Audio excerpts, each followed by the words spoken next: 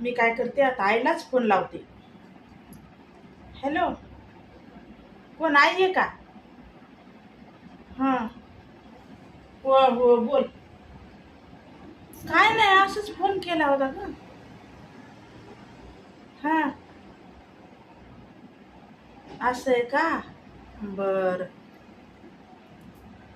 हो, गेले सगळे, लेकरं बाळ गेले, सुनबाई गेली. हो हो, चांगली झाली दिवाळी. हा.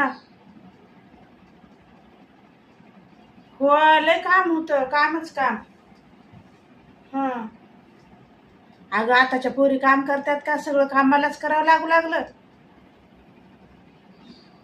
हो हो, पहिलं म्हणत होते की सून आहेस तू बाई, सगळं काम करी जाय सासूच्या हाताखाली. आणि आता तूच म्हणायलीस पुन्हा की सून आहे ती, सांभाळून घ्यावा तिला. आणि मला मी सून होते तेव्हा म्हणत जाय की ती सासू आहे, त्या सासूचं ऐकत जावा, सासूच्या पुढं पुढं करी जावा. पहिलं मला असं समजून सांगायची, आणि आता मला समजून सांगती. नवीन सून आहे, तिला का होते का काम घरातलं, आपणच केलं पाहिजे.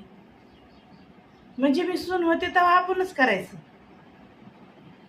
आणि आता मी सासू झाले तरी बी मीच करायचं. हा. म्हणजे मग मी सगळ्याला समजून घ्यायचं. लहान होते तेव्हा पप्पा म्हणत होते काही समजत नाही, नंतर लग्न झाल्यावर नवरा म्हणत होता काही समजत नाही, आता लेकरं झाले तर लेकरं म्हणतात मम्मीला काही समजत नाही, आता नातरुंड म्हणतात आजीला तर काहीच कळत नाही.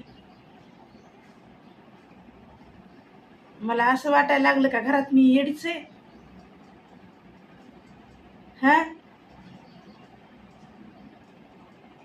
सगळेच मला म्हणते तिला काही समजत नाही, तिला काही समजत नाही.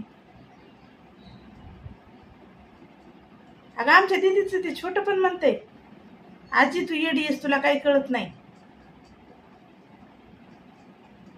हा. हो. चल बाई, जाऊ दे, गेली लेकरं जिकडं तिकडं, काही करमन झाले काय नाही आता. हो. दिली पैसे, दिली साड्या घ्यायला, तिकडच घ्या म्हणलं काय घ्यायचं तर. दिली भैयानं 3-3 हजार रुपये दिली, येण्या जाण्या सगळे 5-5 हजारच पडले ते.